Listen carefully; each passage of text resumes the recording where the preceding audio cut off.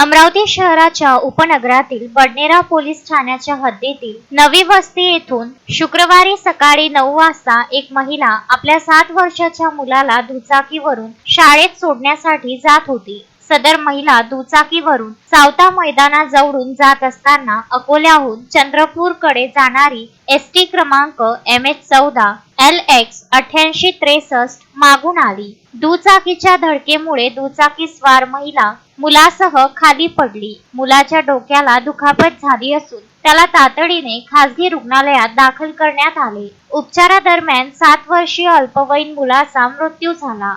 रुद्र असे मृतकाचे नाव असल्याचे सांगण्यात येत आहे।